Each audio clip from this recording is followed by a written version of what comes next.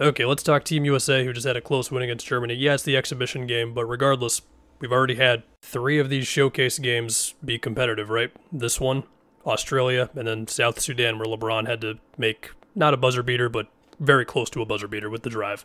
This is not going to be easy, man. Yes, they are the clear favorites.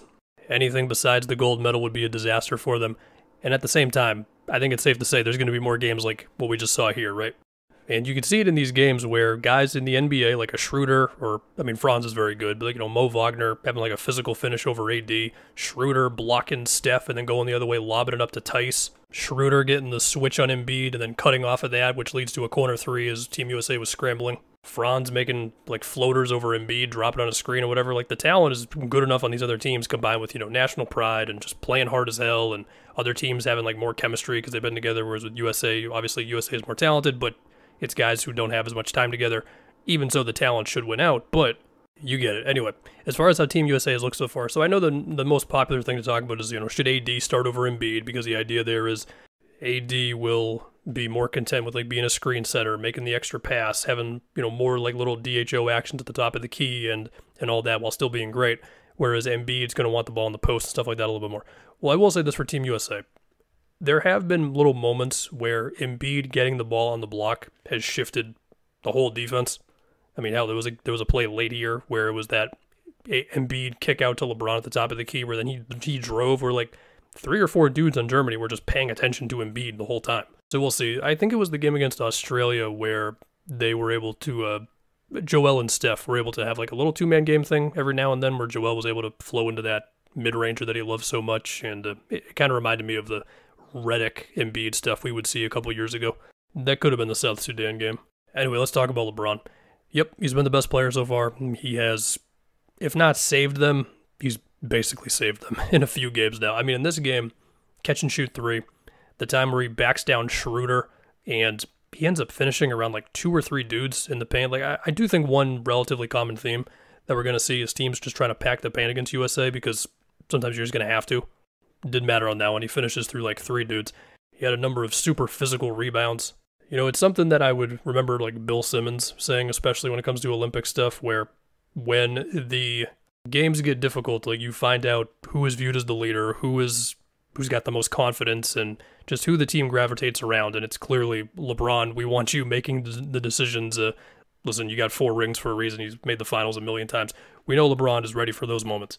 And it is kind of wild with, the rest of the team. We could talk about other stuff with the team in a second here, but I would hope that they don't need LeBron to bail them out of tough games once the real games start. But I feel like they might need it at least 1 or 2 times, and because I'm comparing, like, a couple plays late there. One that I remember the most was, it was number 7 on Germany. Voigtman, I believe is his last name. He was just waiting for Ant dropping on a screen, and that was when Ant tried to, I think, take a pull-up to, realize he was going to get blocked, and then he tried to throw a corner pass to Book that got stolen by Franz.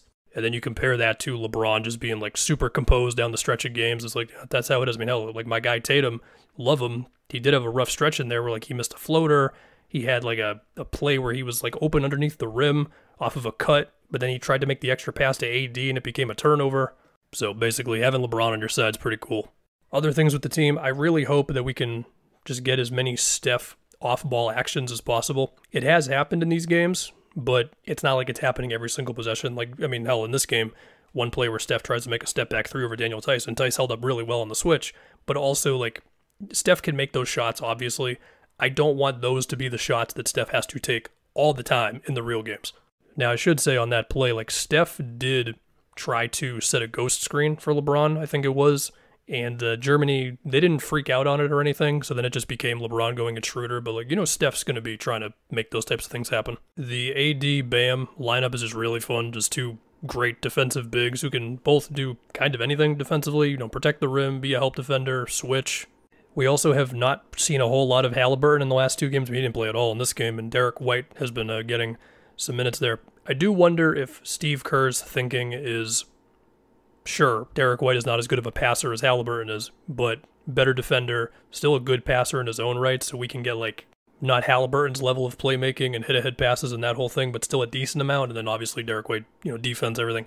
The thing I would say to that is, Halliburton, I could picture a game where USA is just kind of whatever. There's no juice for whatever reason. Halliburton comes in the game, and then suddenly it's just a whole bunch of like skip passes and transition passes and the whole thing. But part of that too is that Hallie is the engine for the Pacers, right? Like they're looking for him every opportunity they get. Whereas with Team USA, like it's just not going to be as ingrained into them, right? And sometimes it just happens in the Olympics, man. I mean, like yeah, Halliburton's better than Derek White, but as far as how Steve Kerr's going to feel when it's a 2-point game in the third quarter of a game, like I don't know. This one might just be me being a biased Celtics fan. I do feel like there's going to be a game where Drew kind of saves the day. I mean, he had 2 great defensive possessions against South Sudan, one that led to him stealing the ball, and then I think it led to like a LeBron transition bucket, and then another one where he made JT Thor step out of bounds. But of course, you got Book, you got Ant, you got Halliburton, D. White, KD's coming here. Like the talent's crazy, and you know, on any random game, it might be, you know, KD goes nuts. Next one it's LeBron, next one it's Steph. But there's going to be some games that are close, and, you know, we'll see.